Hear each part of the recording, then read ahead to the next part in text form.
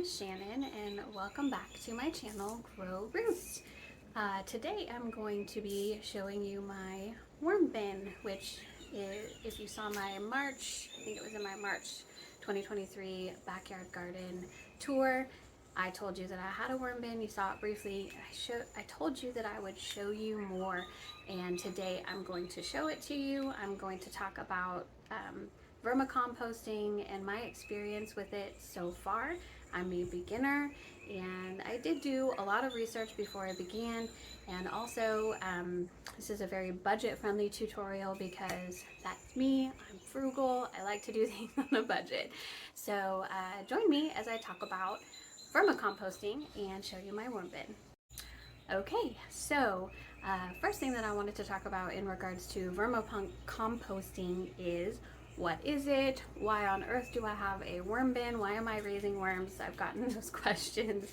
And so vermicomposting, quite simply, is composting using worms, and it's considered black gold in the gardening world because essentially what it is you're feeding the worms some of your kitchen waste and paper waste and things like that, and then they are eating it and they are pooping it out, and that poop is called vermicompost, and it's an excellent fertilizer to use for your plants. It has all of these micronutrients in it, and it's a great way to get rid of some of your kitchen waste and paper waste. And I say some, and I'll explain why later.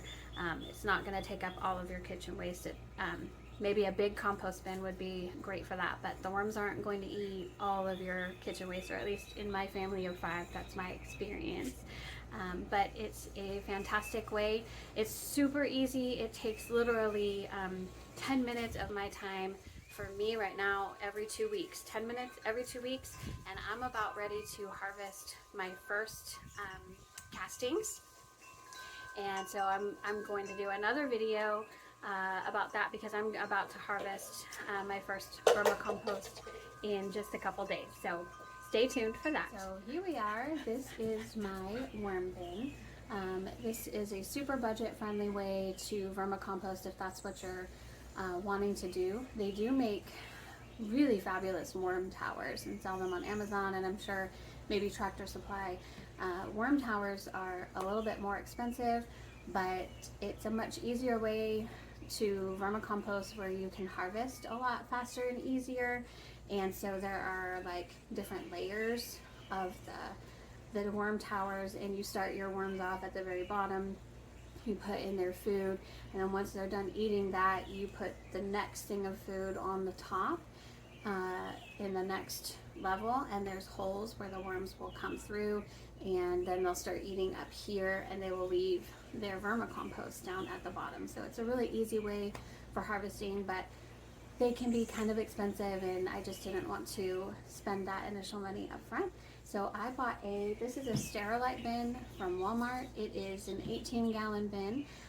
If you're going to do this way, you'll want at least a 15-gallon bin, and then maybe not more than 30. Like, I think this 18-gallon bin is plenty. I can't imagine kind of doing more than this to start off with anyway, but you certainly could. But 18-gallon, I think it was $10 or less on Walmart. And then what you're going to want to do is drill some holes. I have holes drilled all along the sides right here. I'm not sure if you can see that. See some of the holes, and that's drilled all the way around because the worms need air.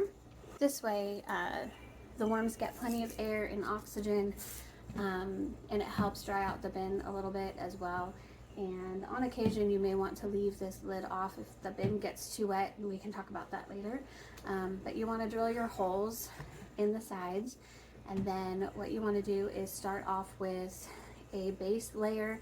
What I did is, now some people will tell you to drill holes in the bottom of your bin as well, and that way there is a liquid that's created by the worms and the waste and that liquid goes to the bottom.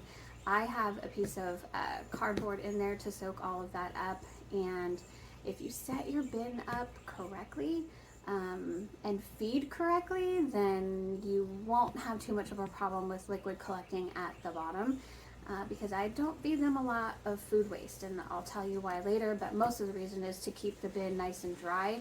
And so I don't need holes at the bottom of mine. You might want to drill holes at the bottom of yours to take care of that liquid waste. But also, some people say that that liquid waste that collects up the bottom, you should drill the holes, because if you collect it, it's worm tea. That's a myth. We'll talk about worm tea in a little bit, but that liquid that's created is mostly the waste from the food, and it's not good. It's not worm tea in any way, shape, or form, and it's not really super beneficial for anything. So that is one myth, and one reason why I don't drill holes at the bottom as well, is that that stuff just isn't necessary for making worm tea. And I'll tell you how to make worm tea later. That's one benefit to vermicomposting as well. And so anyway, to set it up, I put a layer of cardboard at the very bottom, and then you'll need some type of bedding. So the worms have to have something to move around in, and what a lot of people like to use is cocoa coir.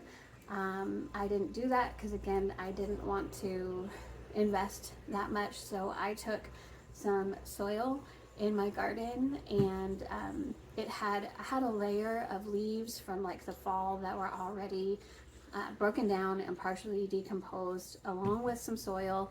And so I just put a few inches of soil in here, as well as a lot of shredded up paper and some cardboard. And that's what I used as my bedding. You can use shredded newspaper, you can use cocoa coir. They do need some type of soil, or not soil, something like cocoa coir that they can grab onto and move around in and things like that. So you want to do that, and then you need to start off with a little bit of food waste as well. So we'll talk about what they like to eat and all that kind of stuff. Okay, so you can see kind of how I've set mine up. You see everything on this side right now, because I am trying to, this is all worm castings that are ready to be harvested, and for a couple weeks now I've been feeding them only on this side so that they move on this side and I can harvest this side. And that's kind of what you'll do. That's how you'll harvest your vermicompost. But so you can see at the top I always put a layer of cardboard or a layer of paper, and underneath that is going to be the food, the stuff. And this stuff is honestly, so you could see, I'm not sure if you could see this little guy right here. There's 2 babies right there. I've got a lot of babies. So I forgot to mention, I started this bin in the beginning of January of 2023, and today is late April.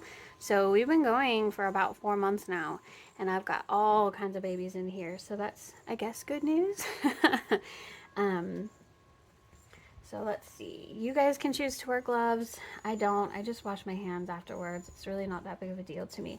So the last food that I gave them was last week, and you can see there's a little bit of blueberry. I think that is bell pepper. We had some bell pepper left over. There's a lot of paper shavings. So when I feed them, it is always 2/3 shredded paper or cardboard and 1/3 food waste, because I found out really quickly that if you put too much food waste in here, especially with no holes at the bottom for drainage, it gets very wet very quickly, and that will actually harm the worms. You don't want it too wet, you don't want it too wet, you don't want it too dry. You kind of want it wet enough that it will clump like this, but not too wet that if I squeeze this, I'm not going to squeeze it because I'm not sure if there are any worms in there quite yet. If I squeeze it, water should not be coming out. Okay, so not too wet. So this is actually perfect consistency for them. And this is all super dark. There are some materials that haven't broken down in here yet. Like, I have given them dried leaves. So that's another dry material that you can give them instead of shredded paper. You can give them some dried shredded leaves. Another thing that you'll find in here, when I first started, I was just giving them whole eggshells, like this. This is oh, there's a worm. He's working on it actually. The dried eggshells take a very long time to break down. So I found out pretty quickly which foods can break down quickly and which foods do not break down quickly. It take a long time, and eggshells is one of them. So one of the things that I do now is I blend my eggshells. I dry them really super dry. I rinse and dry them, and then I blend them in a food processor or coffee grinder. And I give them eggshells, a little bit of eggshells with every feeding now. And I feed them right now about every week and a half to 2 weeks is what they're doing. These are red wiggler worms. I've purchased them on Amazon through a company called WWJD. And I bought 700 worms to start my bin. You can see that guy's really moving. I did 700 worms to start my bin, and it has been perfect. But like I said, they don't eat as fast as I thought they would. They say red wiggler worms can eat, if you buy an ounce of red wiggler worms, they can go through an ounce of food a day. I have not really found that to be true yet, but it's been mostly colder and mostly winter as I've been feeding these guys, and so maybe that's why their activity is a little bit slow when it's colder. But that's just my experience so far. Every 2 weeks feeding is perfect for them.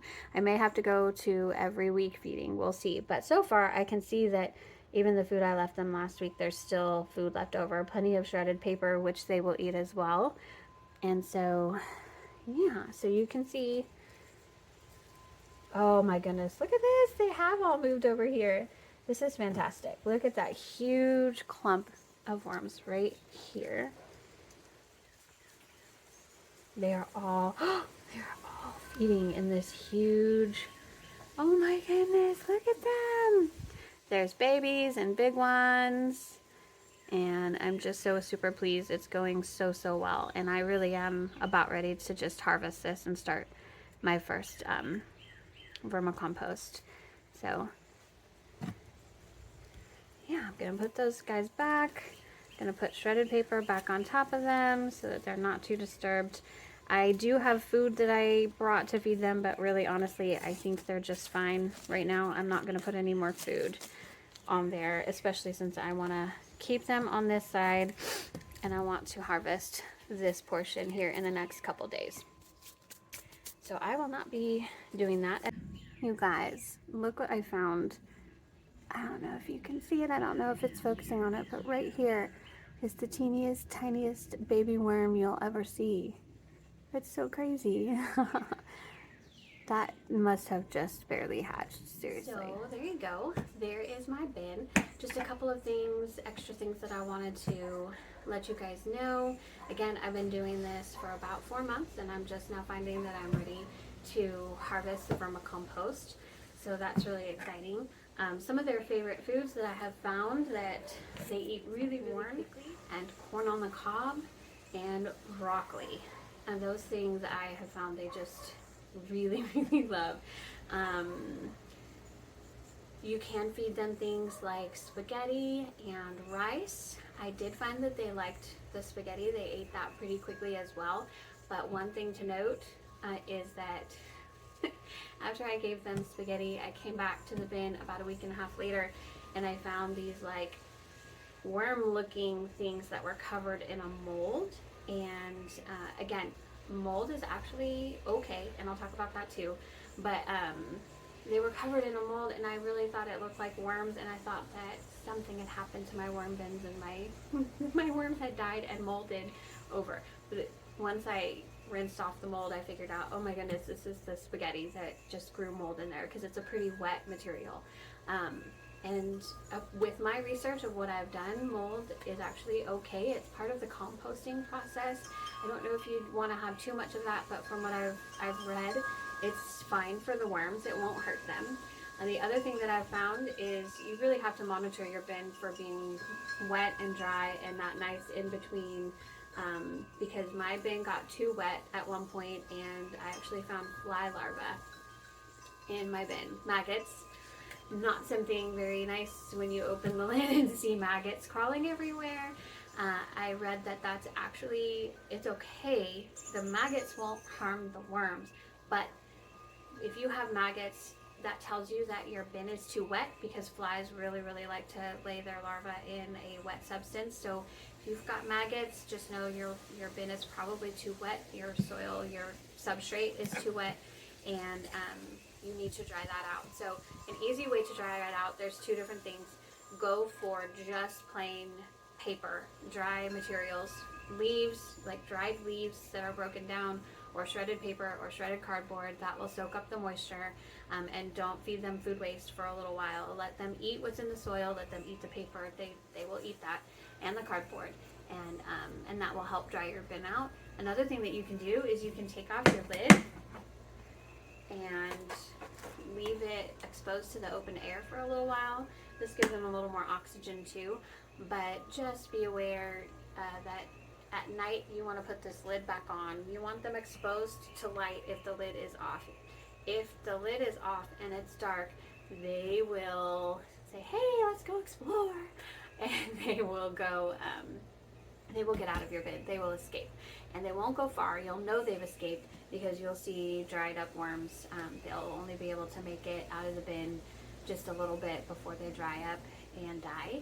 And so you don't want that to happen. So if you do leave the lid off, you put the lid back on when it's dark, or have a light shining down on them the entire time the lid is off, and that actually helps dry the bin out as well. I'm going to leave that off while I'm talking. Why not? They'll get some more oxygen and they'll get some heat. Another thing I told you that I would talk about, and benefit to having this, is worm tea. So when you do your harvest of vermicompost, you actually could make tea out of the vermicompost. So out of the harvest that you've gotten, you basically put it in like a coffee filter and put it in hot water and brew it just like a tea would be brewed, and let that water cool, and then you can use that water to water your plants. Put it on the foliage because it will be like a fertilizer for the leaves.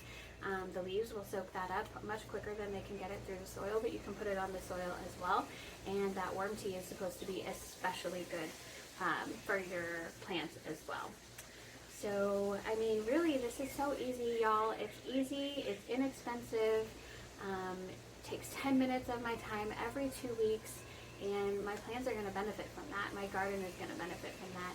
And some of my kitchen waste and a lot of paper waste is being utilized to help in our garden. So go out there, get your things, and start your own worm bin today. You will thank me in 4 months. Bye-bye.